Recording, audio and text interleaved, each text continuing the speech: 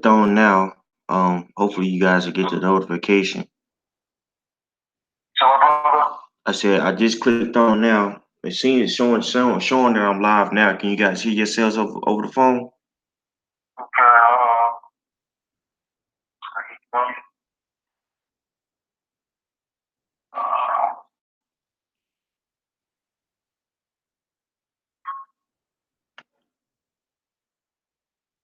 Yeah.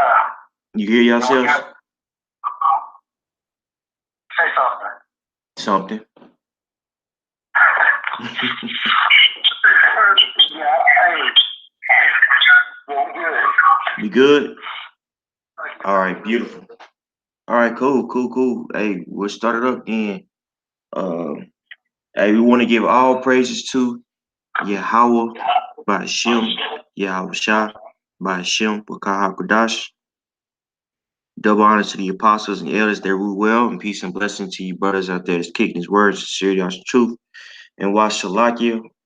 I have the brothers from Mississippi with me. Unfortunately, I don't know what's going on. The computer is acting up. Satan is hating, so we decided to improvise. I have the brothers online.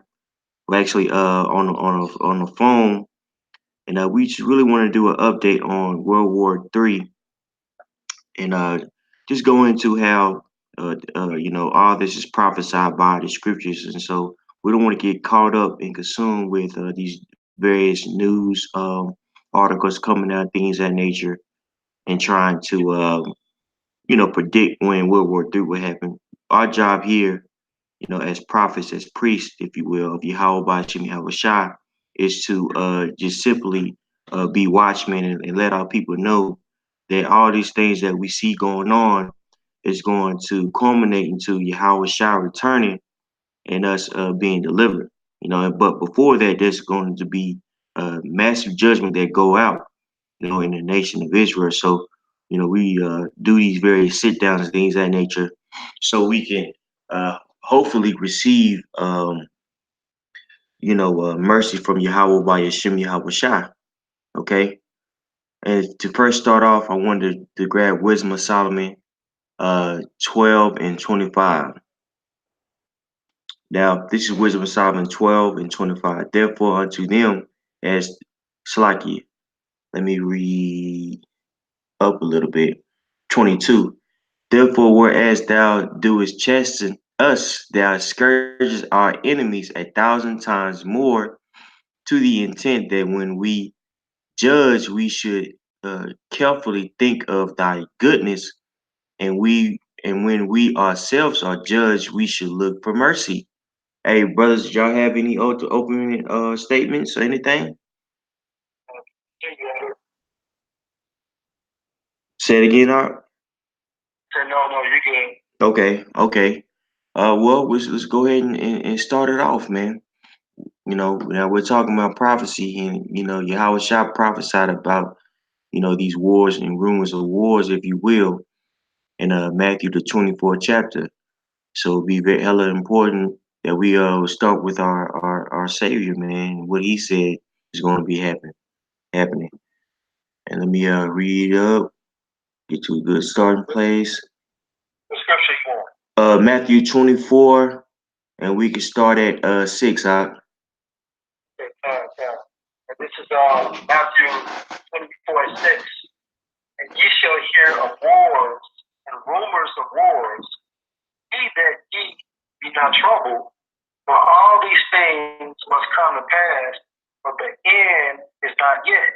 Man, so when we see these wars and rumors of wars, all these things have to happen, man. And with wars and rumors of wars, what do you have? Well, you have economic turmoil, you have protests, you have people choosing sides, and all this is going to happen in a big way here in America, man, which is known as Babylon. So when we see all these things, we shouldn't be troubled. Why is that? Because we know that this is supposed to happen for us in order for us to get the heck up out of here. Did y'all brothers have anything? Yeah, hey, when you get the rumors in the Greek, that scripture. Okay. I want to say it's I'll put it up on the blue letter. I got that for you. You want me to read it for you? So go ahead. Okay. And I believe it's Akoya. See here. Let the Esau get down.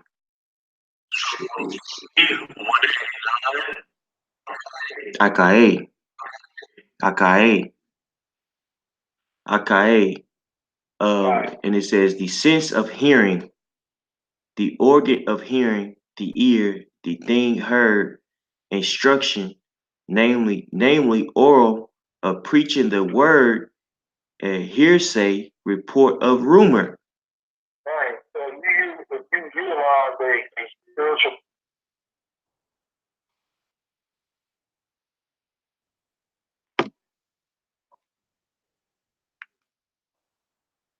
why? Because of their resources and things of that nature. But when you jump down to like number 3, it states the thing heard instruction, namely orally, of preaching the gospel. So part of us preaching the gospel is telling you about the incoming of World War III.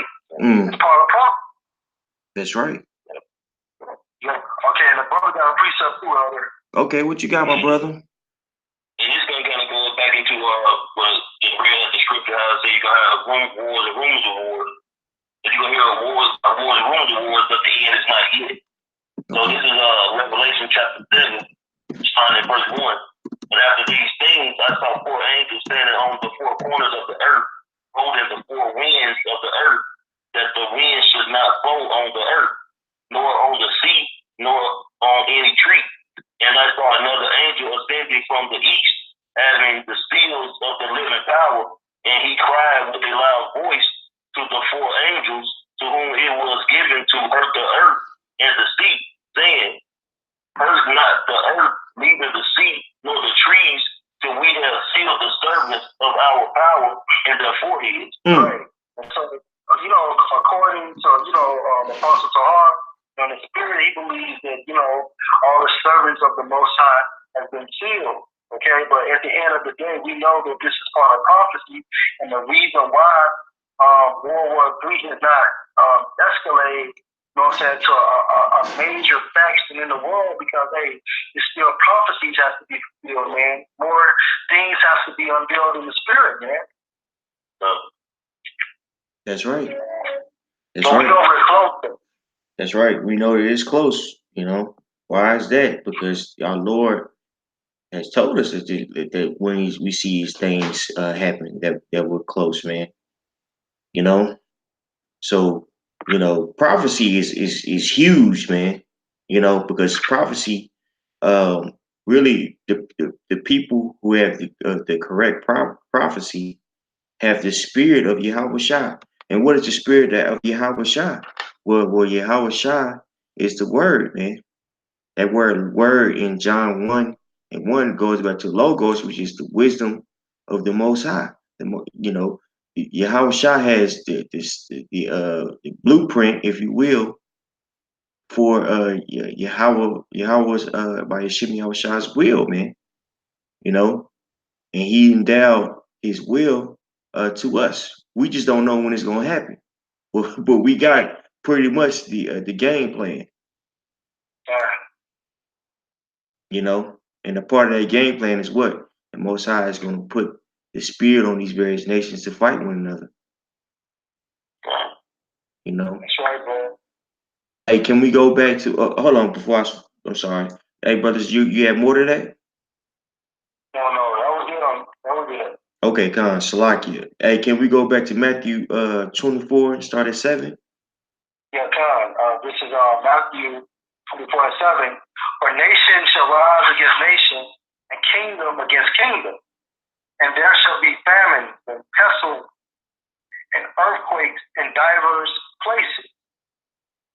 All these are the beginning of sorrows. That's right. For God. That's right.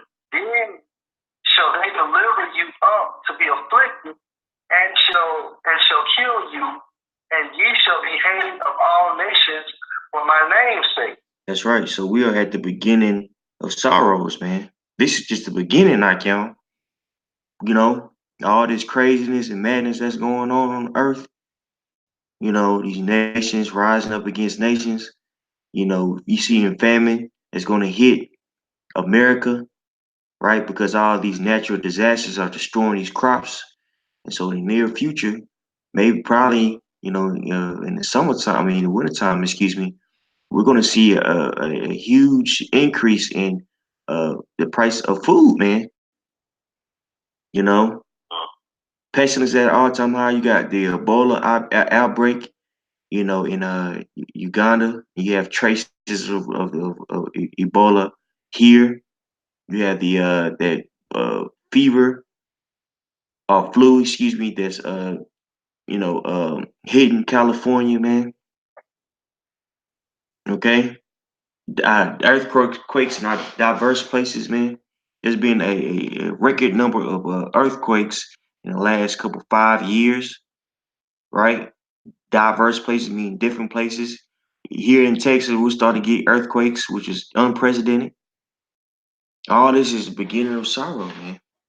So imagine when that day hits, it's gonna be all hell breaking loose.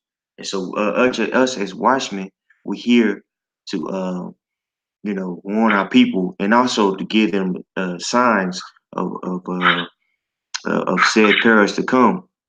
And a part of those signs again is these war is a war that we see brewing. And a catalyst to that is that war that's brewing between America and Iran, the Carmenians, right? Because what's going on here recently, you had Iran shoot down a U.S. drone, in which if you do research on that U.S. drone was nothing, not a small drone, or that we think of, the small little drones that fly around. No, that was a drone cost uh, millions of dollars, man. I believe it's $123 million, man. You know, what'd you say, Hot?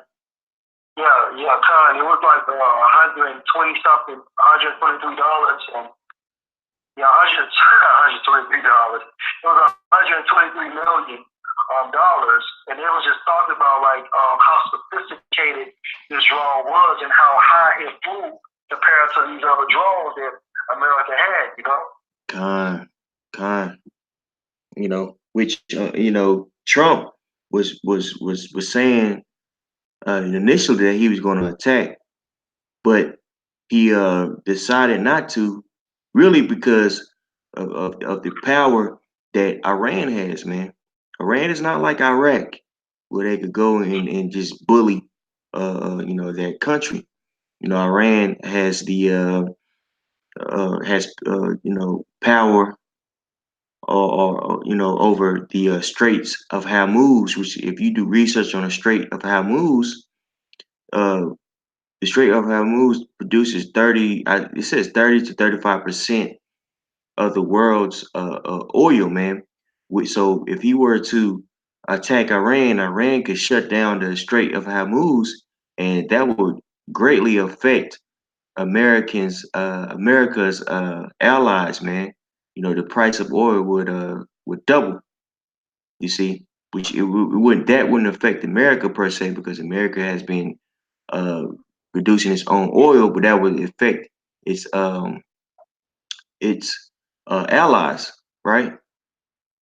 And in doing so, America would isolate itself, which is already on that that road to doing so. We know that's prophecy too. That these other countries shall hate the whore, loosely paraphrasing. Okay, so I don't want to digress too much. Let's dive into this article here. Hey, brother, can you see this article? Is it? Do you mind reading that for me? Okay. The water, brother. I mean, what? It's from PressTV.com. And it says Iran downing a sophisticated U.S. spy drone repeated Kazadi. Alright, you just scroll down, bro. That's cool. Starting at the commander. That bull. Okay. The commander of the Iranian Navy said the downing of an intruding American spy drone was a crushing response to the U.S. when that the Islamic Republic is always capable of repeating it. The enemy dispatched its most advanced, sophisticated, and intelligent surveillance aircraft to the restricted zone, and everyone saw the downing of this unmanned aerial vehicle, Rear Admiral Hossein Kazadi said on Monday. I assure you that this crushing response can be repeated again and again at all times, and the enemy knows it very well, said the commander. On Thursday, the Islamic Revolution Guards Corps, IRGC, shot down an intruding RQ-48 Global Hawk surveillance drone belonging to the U.S. Navy over Iran's southern coastal province of Hormuzgan. The following day, the elite military force put onto display the wreckage of the American spy drone, which had been retrieved from Iran's territorial waters. It says Iranian Foreign Ministry spokesman Syed Abbas Mazouvi also echoed Admiral Kazadi, telling reporters on Monday that Iran was always prepared to repel intrusions. And it says, referring to U.S. President Donald Trump's remarks that he called off strikes against Iran shortly after the drone was shot down, Muzavi said, what mattered for us was their drone's intrusion and our decisive response, and we will always maintain our readiness. He said Iran has made it clear that it will not launch against other countries, but this doesn't mean we should not respond to encroachments. That's right. So you have these other nations. What are they doing? They're right. They are rising up against the horror, which is these nations are really starting to call out America for all the wickedness it has produced throughout the earth, man. Which is prophesied in what's that? In Habakkuk, the second chapter. You had these various nations taking up a parable against the U.S. You see, because really, why are they over there? Why are they over there? And the question that should be asked: why are America? Why is America trying to dismantle their Iranian government, right? Which they have tried to do before. Where it's simply put for oil, you see. And we're going to get a brief summary of the conflict between Iran and the U.S. so we can better understand on why the U.S. is trying to go over there and take that government down. So let's get Habakkuk 2 and 5. This is we're gonna get there for you, Elder. Okay, Con. It's Habakkuk 2 verse 5. Yea, also because he transgressed by wine, he is a proud man, either keep it at home, who enlarges his desire is hell, and is as death, and cannot be satisfied, but gather it unto him all nations, and heap it unto him all people. And by his wine, you see, which is his philosophy, which a part of that philosophy is his currency, man. He's able to go into these various countries and able to take them over, man. And anybody who doesn't comply with him and his philosophy, if you will, what does he do? Well, he collapses their economy, right? And set up these puppet governments, man. But now you have it to where people like Iran are starting to rise up against them. Yep. You had some, my bro? Yeah, you know how you saw how he always does the same tactic. He always demons a particular country or the leader of that country, then he'll have the public or the world believe reason to go over there and attack that country for their natural resources, you know? That's right. And the resource that he's trying to get, namely, is control over oil, because due to the agreement that Nixon had put in place with Saudi Arabia, they made it to where these nations have to buy and sell with the dollar, hence the coin, the term petrodollar, commits, man, because technically the American dollar isn't backed by anything. But what makes it so strong is the fact that these other countries have to use the American dollar as a reserve currency in order to get oil. And oil is made to make everything that we see. Think about it. In order to move your trucks, to feed your people, you have to have oil. In order to um, build various, you know, uh, infrastructure, things of that nature, where you have to have, certain trucks and things of that nature. What are them trucks going to use in order to move oil? These various factories and things of that nature. They build things. Well, what do they use? Oil. If you want to, uh, make be build a car industry in your nation, you see. Well, what does a nation need in order to drive cars? Oil. So the control of that, gives will give a government uh, power, man. Especially if you got a hold on it or a grip on it, and that's what the American government has been able to do, for decades. And now we're starting to see these various governments pull away from that hegemony, right? To do what? To create their own currencies. Case in point, you have China with the yen. You know what they doing? They setting themselves up as world. Uh, they're setting themselves up as a world power, man, and that's a threat to America. See, so these other nations are starting to fight against that whore. Hey, let's keep on reading that verse to verse 6, huh? I got a precept for you, Corn. Okay, This is Joel chapter 3, verse 9. Proclaim ye this among the Gentiles, prepare war, wake up the mighty men, that all the men of war draw near, let them come up, beat your plowshares into swords, and your pruning hooks into spears, that the weak say, I am strong. That's right. That's it, man. And how have these other countries, such as Iran and Russia, done that by investing in their military might? All right, they use their agriculture and things of that nature, and they start investing in their weaponry, man. That's right. That's right. That's right. Beautiful, brothers. Hey, let's keep on reading that in verse 6, and then we'll jump to that. I have an article basically summarizing the conflict between the U.S. and the Iran.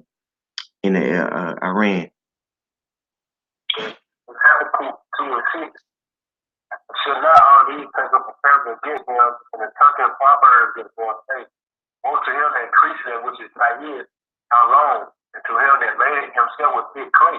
And what is that thick clay? That thick clay goes into debt. And that's all the American dollar is, man. It's nothing but debt. It's a fiat currency. When a fiat currency means it's not backed by anything. It's just backed by the confidence of the lender, and also the lender and the person that's receiving the loan, man. Right? Conversely, you had other currencies that were backed by gold and things of that nature, precious metals. This is not backed by anything. Well, technically, it is backed by the oil. You see, so all the other nations are starting to see how much America has, caused so much friction and turmoil in these various countries, and they're starting to rise up, man. They're starting to say, you know, we're not taking it. We're not taking that from you guys anymore. And a huge catalyst to these nations rising up is the Persians, man. Okay, unlike all these other countries, these Middle Eastern countries, America's not hasn't been able to take them down economically speaking. You know, so it's getting to the point now to where we could see a a war commence. You know, and if America starts a war with Iran, or if Iran starts a war with America, we're going to see big players step in, like Russia, China, the European countries, right?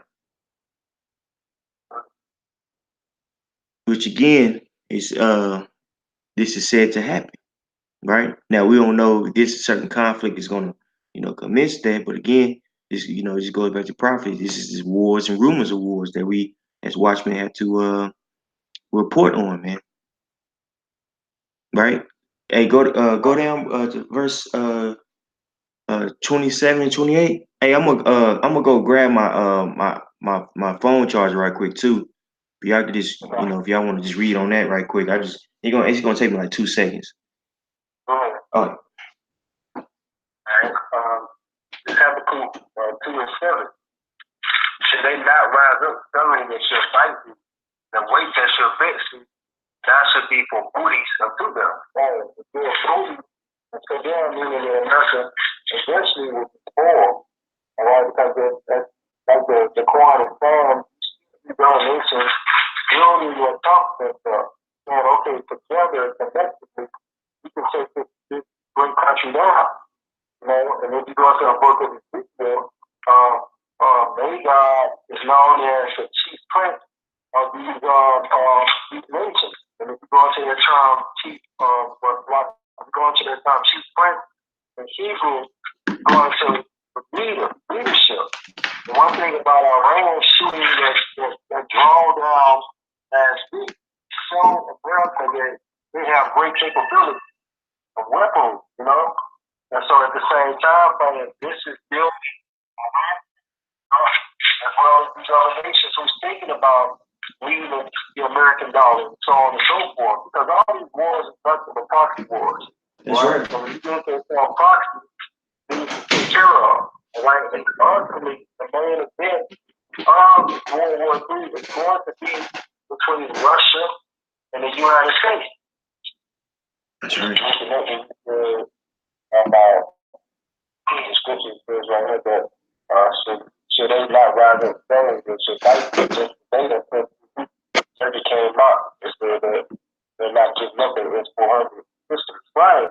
And years ago that would have been unheard of. All right. But hey, like Turkey is saying, okay, when y'all took the Patriot missile defense system from us, so we have to have some form of weapon. All right, but that's just possible because according to the book of Ezekiel, Turkey is going to be the ally of our ally of Russia. That's right.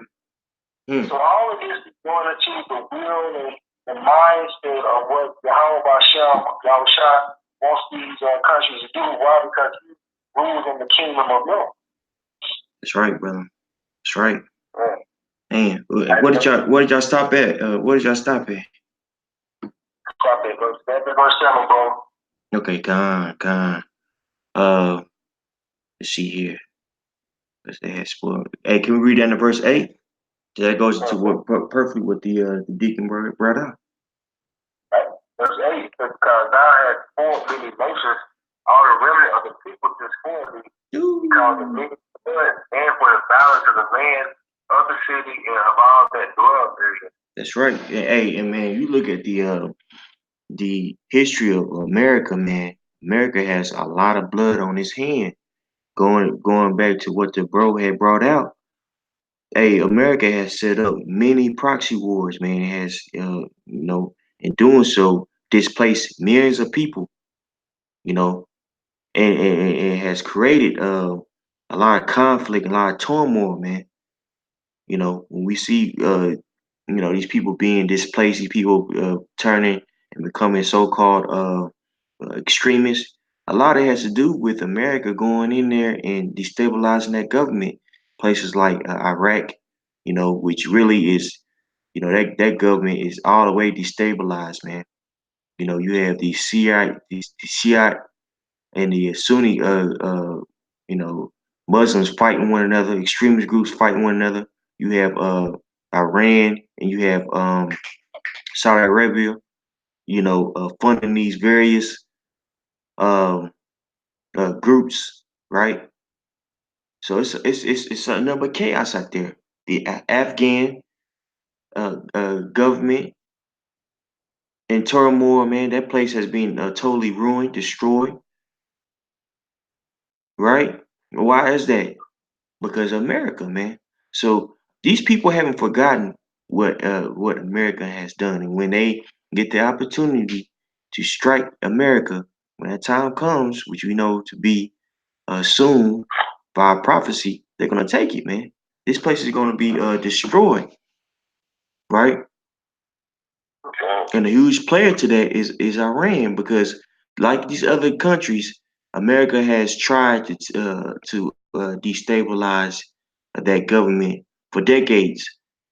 And just to prove that, let's I'll read an article for you all. Just going into the if this thing would click over, there we go. Just going into how America has always tried to take over that let's see, it's actually this one. That area, man. You know. But them Persians are resilient. That ain't these Persians are very resilient, man. So this is according to BBC News. It says U.S. Iran relations, a brief history. And I encourage brothers to just to Google this. Well, actually, you could put it in YouTube and just read over it, so you can kind of figure out what's going on, man. Like the deacons Shakat has said, hey, they don't they use the same format. They demonize the leader, and that means to go and try to take over the people. They've been doing this since the 1950s, bro, and really before that. So this is the U.S.-Iran relations, a brief history. From the CIA orchestrated overthrow of Iran's prime minister in 1953 to tension and confrontation under President Trump, a look back over more than 65 years of tricky relations between Iran and the U.S. It says U.S. and British intelligence agencies orchestrated a coup to oust Iran's democratically elected prime minister Mohammed Mossadegh. The secular leader had sought to nationalize Iran's oil industry. That's right. So in the early 1900s, uh, after the fall of the Ottoman Empire, you had these various families take control over of Saudi Arabia and Iran. Now, both of these areas found massive oil reserves, man. You see, so both at a time, both of Iran and also Saudi Arabia were allies to the U.S. Right? Iran started to see that they were that a lot of oils, was being taken. They were being exploited. So you had this guy here, Mohammed Mossadegh. He decided to nationalize Iran's oil, and so after that, America decided to set up a coup, right? And they placed in the Shah of Iran. Now, this is the 1979 Iranian Revolution.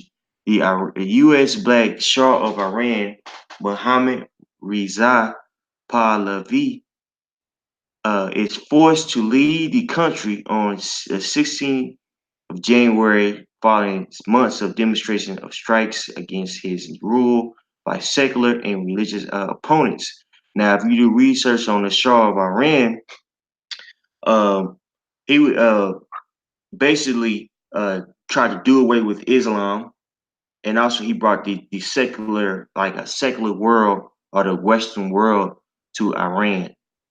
You know, if you look at clips of Iran in like the 1960s and things of that nature, man, it looked a lot like America. You had women wearing bikinis and things of that nature.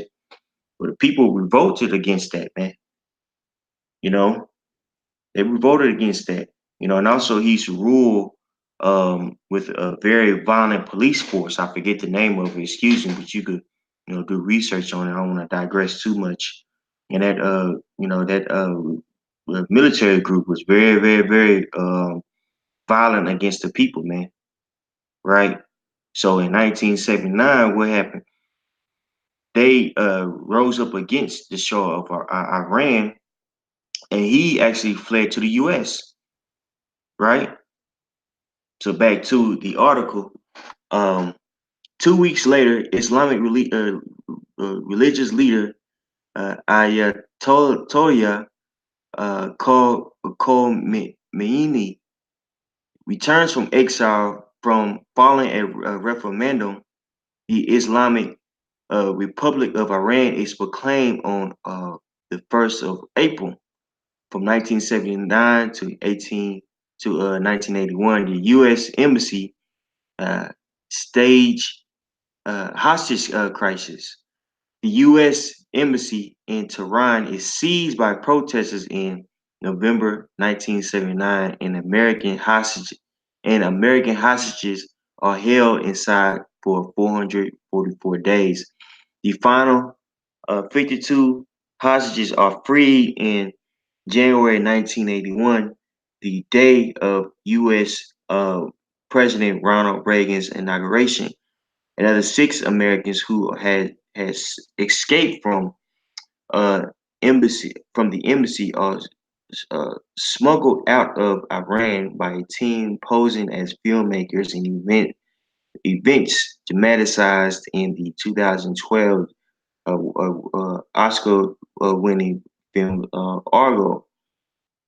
So here you are, you had um, Iran and basically protesting against the what's the word I'm looking for? Uh, the interference of America, man. In order to basically um, protest against America. Uh, you know, what's the word I'm looking for? America's engagement, if you will, for lack of a better term, in Iran's affair. They staged this hostage crisis, man. Which lasted for almost for over a year, from 1985 to 1985 to 86. The Iran Contra scandal. The U.S. secretly ships uh, weapons to Iran, allegedly in exchange for Tehran's help in freeing U.S. hostages held by Hezbollah militants in Lebanon. The profits are legally channeled to rebels in Nicaragua, creating a political crisis for Reagan. so all the so America was supposed to give weapons to Iran, in exchange for helping them, take down, a militant group in Lebanon, but the profits somehow, some way are sent to Nicaragua to overthrow that government, right? You know, the Iranian passenger plane shot down the American warship USS Vincennes, shot down an Iran air flight in the of in the Gulf on July the 3rd, killing all 290 people on board. The U.S. says the bus A300 was mistaken for a fighter jet. So these dudes just shot down and killed, 290 people, man. It's just like, oh, my bad. That was a terrorist attack, bro. That happened on Iran. Most of the victims are Iranian pilgrims on their way to Mecca. In 2002, Axel of Evil, in his state in the UN address, President George Bush denounces Iran as part of an axle of evil with Iraq and North Korea. The speech causes outrage in Iran, and we all know what happened in Iraq. Iraq was destabilized. Go ahead, sorry. No, that's right. I was saying, there you go again. There goes Esau being the devil in years, feeding the nation and make it seem like another nation's the boogeyman. But really, actuality is America. They the devil, they the boogeyman. They the problem. They're the problem, bro. They are the problem. America is the problem. You see, and they're able to use that tongue, which is likened unto a sword, right? Yeah. To do what? To induce other people to believe their rhetoric, man. Right. You see what I'm saying? What's that? Talk about that Psalms 55. Oh, yeah. 55 verse 10. You gotta grab that. You know? Right.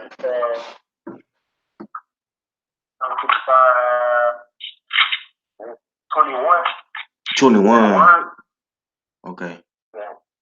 So the words of his mouth were smoother than butter, but war was in his heart. His words were softer than oil, yet were they drawn sword.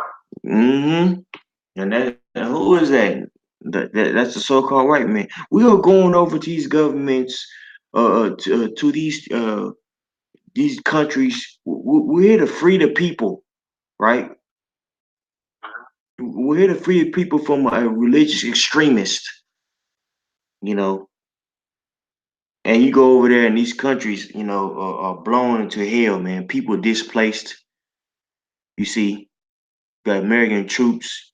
These soldiers going on over there, going on rape binges, making fun of the various religions set in place. Which hey, we already know that Islam is a false religion, right?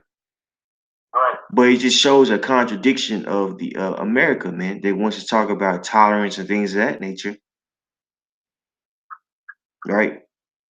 America doesn't tolerate anybody that comes up against, what it deems is right.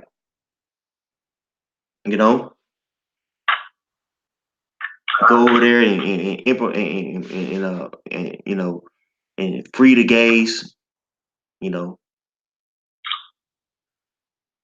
Women could dress loosely now.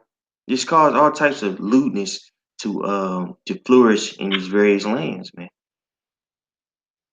Right, and it was trying to do that in Iran, but what did Iran do? Iran was like, well, we ain't having that here. No. They rebelled against it. You see, they rebelled against that.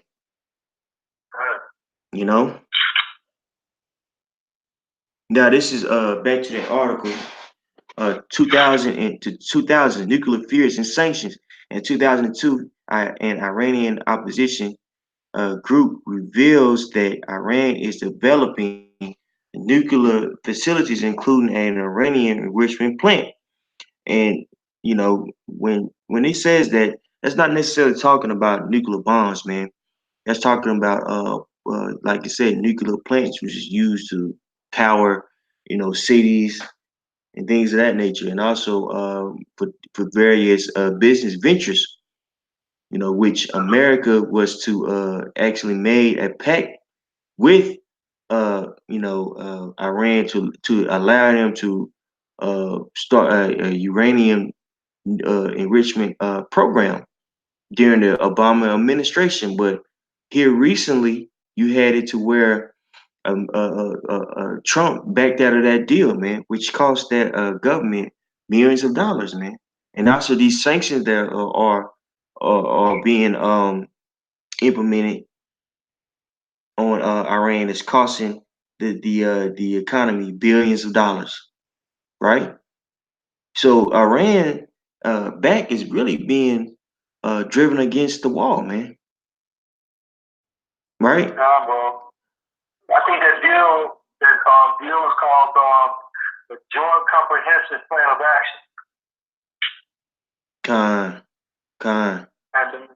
And then when America, like you stated, had backed up out, well, the people or those countries that actually are committed to the agreement, they're supposed to continue to fulfill what they're supposed to do according to that contract. But Iran became upset because they're not doing what they stated that they would do. That's I want right. to show you that these Edomites talk about a race of devils, man. That's right, Doc. That's right. Bunch of backstabbers, bro. You know what I'm saying? Back in 2000, the U.S. accuses Iran of a clandestine nuclear war program, which Iran denies a decade of diplomatic activity and intermittent Iranian engagement, intermittent Iranian engagement with the UN's nuclear watchdog follows. But several rounds of sanctions are imposed by the UN, the US, and the EU against ultra-conservative President uh, Mahmoud Ahmadinejad's government. This causes Iran's currency to lose two-thirds of its value in 2 years. That's a lot, bro. So because of these sanctions in the 2000s, its power the power of its currency lost a significant amount of its you know of its value, man. You know, and what did that cause? What did that cause? Well, that causes prices of everything to go up, man. That puts a strain on the population, in which it's America is continuing to put these various sanctions on the on Iran. It's actually putting indirect sanctions on Iran. Any country that is doing business with Iran is now receiving sanctions, man. Place people like Japan, Turkey, right,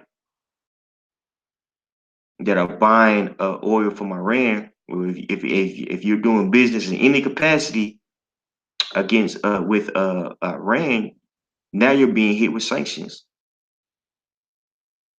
So America is definitely putting a squeeze on Iran. 2013, 2016, closer ties in a nuclear deal. And September 2013, a month after Iran's new moderate president, Hossein Rouhani, takes office, he and U.S. President Barack Obama speaks by phone, the first such top-level conversation in more than 30 years. Then in 2015, after a flurry of diplomatic activity, Iran agrees a long-term deal on its nuclear program with a group of world powers known as the P5+1, the U.S., UK, France, China, Russia, and Germany. According Under the accord, Iran agrees to limit its sensitive nuclear activities and allow international inspectors in return for lifting a crippling economic sanction. 2019, tension in the Gulf. In May 2018, U.S. President Donald Trump abandons the nuclear deal before reinstating sanctions against Iran in the countries that trade with it. See that? Relations between the U.S. and Iran worsens. The U.S. sends an air carrier strike uh, group and B-52 bombers to the Gulf because of what it calls troubling and escalatory incidents related to Iran. and that's going into those various carriers being supposedly attacked. Japan carriers being supposedly attacked by Iran, which Iran said, that doesn't make any sense. Reason why is they're uh they're in league with Japan. They're doing business with Japan. It wouldn't make any sense for them to attack Iran, man. You know, so we know that this is all just a basically a proxy war, or an excuse for the U.S. government to attack Iran, which has already retaliated by shooting down that drone. You know, America is again being very mindful because it knows that if it were to go into an all-out war with Iran, Iran will potentially shut down the Strait of Hormuz, right? And also it could potentially attack uh you know Israel, which Israel and Iran has always have problems with one another. You see, and here recently we had a congressman saying that Israel is not going to sit back and wait for basically diplomacy. They're going to actually attack Iran if they begin this nuclear development, which we know that that's prophecy according to Psalms, actually Jeremiah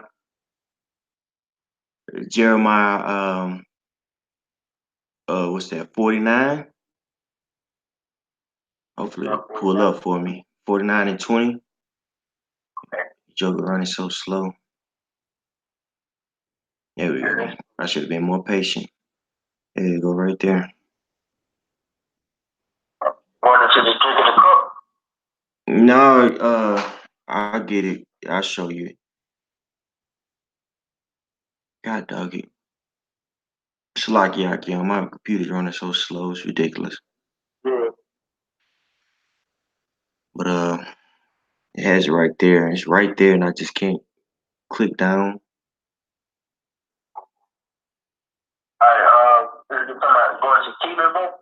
Yeah, going to have to Lisa draw them out. Correct. There we go. It's Jeremiah 49:20. Therefore, here the counsel of the Lord that he had taken against Edom and its purposes that he had proposed against the inhabitants of Timor, surely the least of the flock should draw them away. Surely he shall make their habitation desolate with them. That's right. And who's the least of the flock? Were the Amalekites. Them fake Jews over there. That's the league of the flock. They're gonna draw who out? They're gonna draw America out, to war, man. You see? Hey, what's up? Hey, I got it's crazy. Just to back you up, and this is a snippet from the three worldwars.com. And of course, this was composed by Albert Pike. It states the Third World War must be fomented by taking advantage of the differences caused by the agent tour of the Illuminati between the political Zionists and the leaders of the Islamic world. Yep. And they have always had friction with one another too. Starting really in 1969. When I get this article for you guys. Let's go into this article, And we'll get this article and get a couple of scriptures and shoot, we'll get out your way. Now this is according to MEBPC.org, the Middle East Policy Council. Let me read up. Hopefully it will work. Corroborate with me. It says, since the 1979 Islamic Revolution, Iran and Israel have seen each other as sworn enemies. Iranian leaders do not recognize the Jewish state and refer to it as the Zionist regime, while Israeli Prime Minister Benjamin Netanyahu uh, has been the world's most outspoken critic of Tehran's policy, particularly the nuclear program. Over the last 4 decades, the two sides have been engaged in a low intensity conflict. Iran has been accused of sponsoring terrorist attacks against Jewish Israeli targets around the world. Israel is alleged to have assassinated several Iranian nuclear scientists and to have been the main force, along with the United States, behind the struck net virus of Iran's nuclear facility in Natanz. This cyber worm caused significantly, though temporarily, damage to the country's nuclear program. It is important to point out that this list of accusations is not exhaustive, and neither side has ever acknowledged carrying out any of these alleged attacks. So they've been getting into it with each other, for years now, man. Almost 40 years. You see, keeping each other in check, if you will. In the last few years, Syria has emerged as the main battlefield of the Iranian-Israeli conflict. For example, in late January 2015, an Islamic Revolutionary uh, Guard Corps General Muhammad Ali Allah Dadi Dadai was killed in a suspected Israeli airstrike in the Syrian Golan Heights. And here recently, you had uh, Israel, shoot or attack, uh, you know, a troop in Syria, man. So this conflict is still going on to this day, right? And who backs Israel? Well, the U.S. You see, so we know by prophecy that what the least is going to draw out, Edom to fight, man. You see, which I could continue reading on this, but I don't want to go too far from the main point. And the main point is really just uh, you know showing that Iran is prophesied in the scriptures to be a main player in World War III, right? And we know that you know via prophecy that those fake Jews over there are going to cause these Comenians to be stirred up. You know, now this is really it's the second Esdras 15, saying wisdom of Solomon, but it's second Esdras 15 and starting at 28. Behold, okay, come on, knock the water. Yeah, I'll read it for you. Second Esdras 15 and 28. Behold, a horrible vision and the appearance thereof from me. For the nation of the dragon of Arabia shall come out with many chariots, and the multitude of them shall be carried as the wind upon the earth. That all they which hear them may fear and tremble. That's right. Verse 30. Also, the Carmanians. Who are the Carmanians? Who are Carmanians? The Carmanians are the people of Iran. That's right. You see that? Go ahead, my brother. Also, the Carmanian, ranging in wrath, shall go forth as the wild boars of the wood, and with great power shall they come. And, and if I could just say, and that's the reason why you see the personality of the Arabians today. They're not submissive to America, man, because the Most High is putting their spirit on them to be defiant and oppositional, man. Yep. All right, going to the scripture that they should go forth as the wild boars of the wood. If you know anything about wild pigs, hey, they are extremely aggressive, but they're wild. Come on.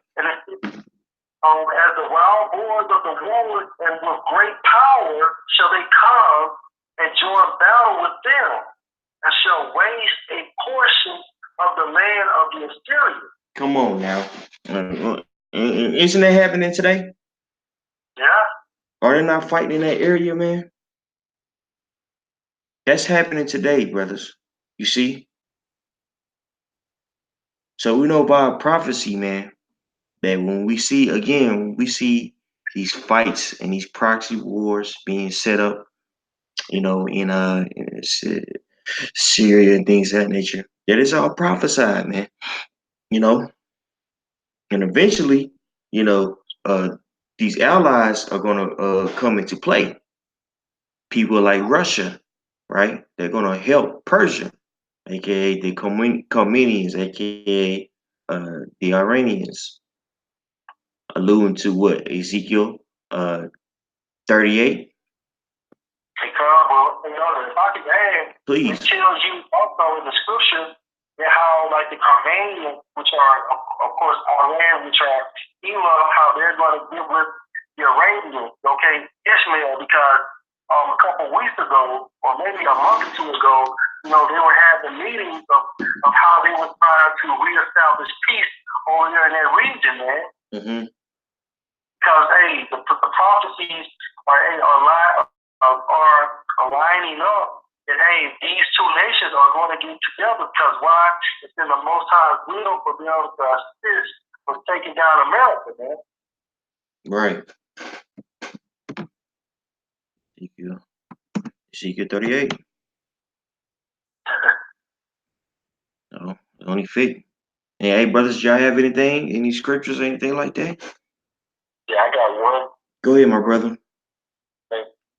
I was just going into how we read the scripture earlier about how the blood, America got a lot of blood on his hands. Mm-hmm. And one of the reasons is this right here, this Revelation 18:24. And in her was found the blood of prophets and of saints, and of all that was slain upon the earth.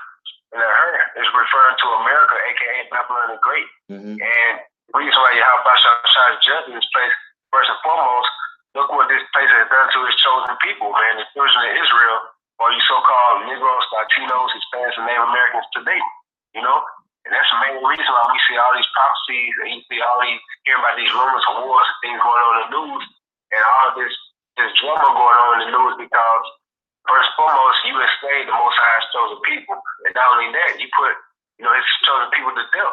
So that's why you about to get ready. We in the stages of World War III, That's right. You see, you in Revelations 18, huh? Yeah, 18 and 24. Okay. Did you ask more on that, my brother? That was it, bro. All right, calm, my bad. I got it pulled up.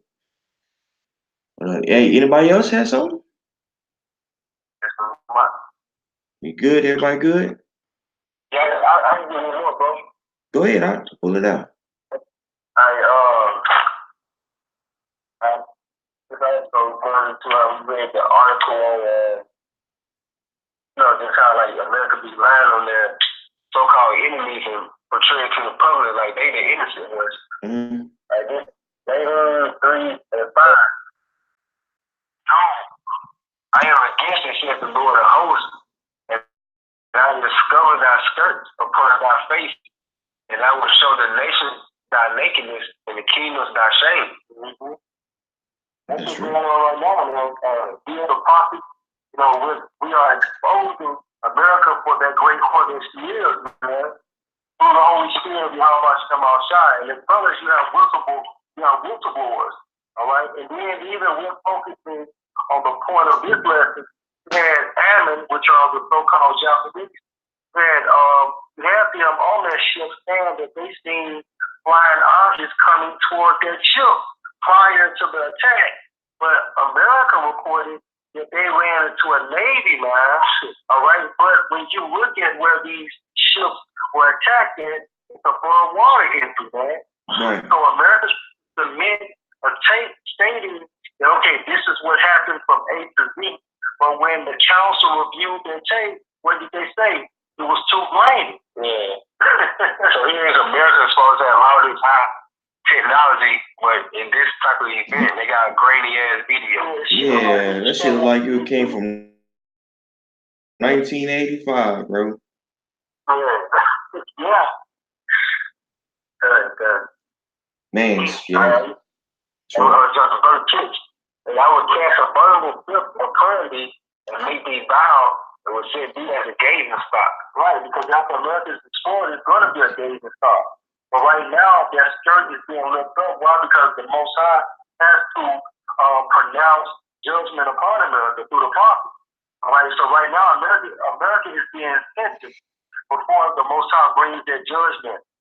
You know, that consequence for being that great whore, for destroying for attempting to destroy the nation of Israel here, as well as for being that spearhead for these other nations to do wickedness as well, man.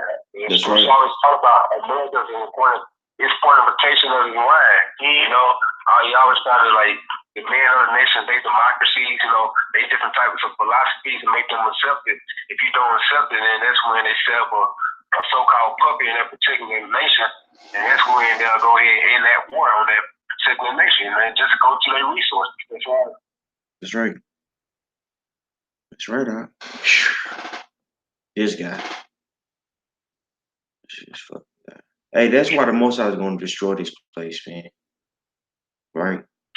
And he's going to use these other nations for his judgment, for his will. Wait, what's that in Proverbs? It's like 21, something like that. The Most High.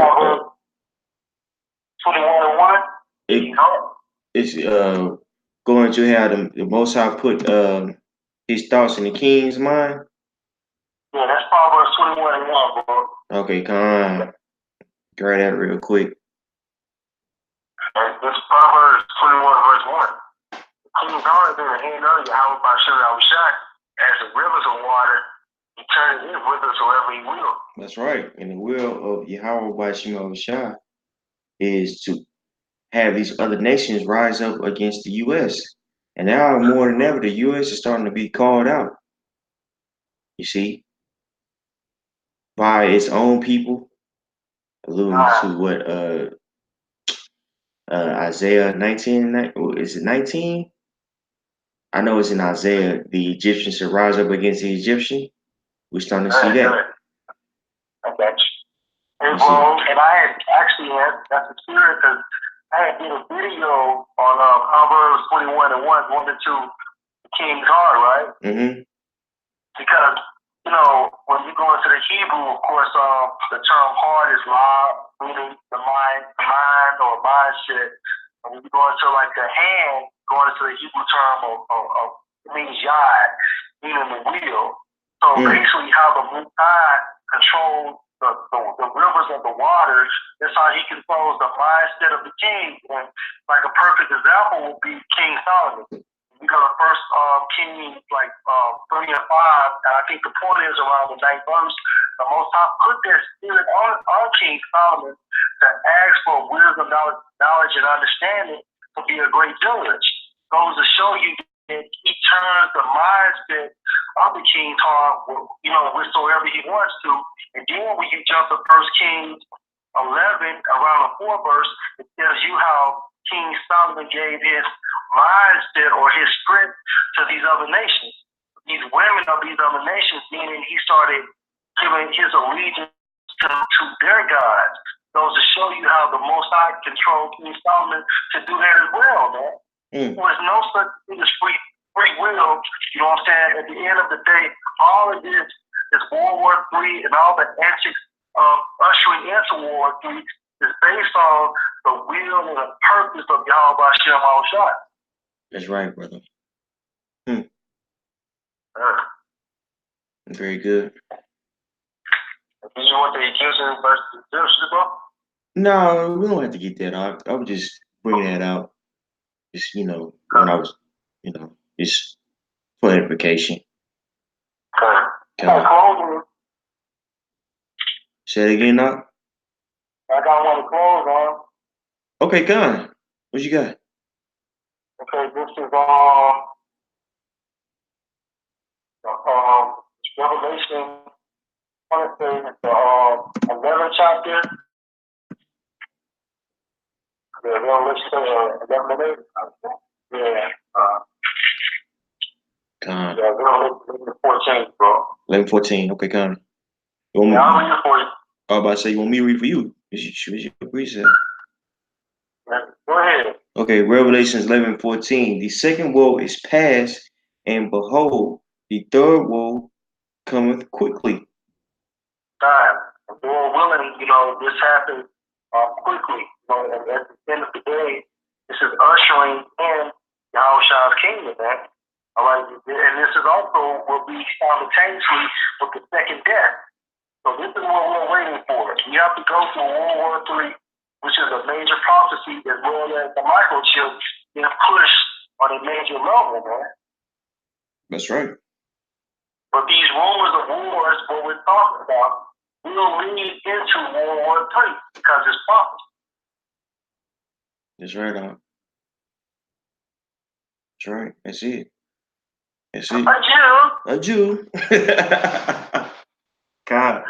Hey, I think the point has been made, my brothers.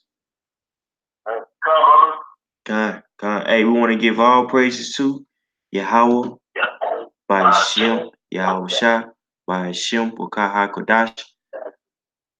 Hey, double honors to the apostles and elders that rule well, and peace and blessings to you brothers out there that's kicking his word in sincerity, also in truth. Shalom. Shalom.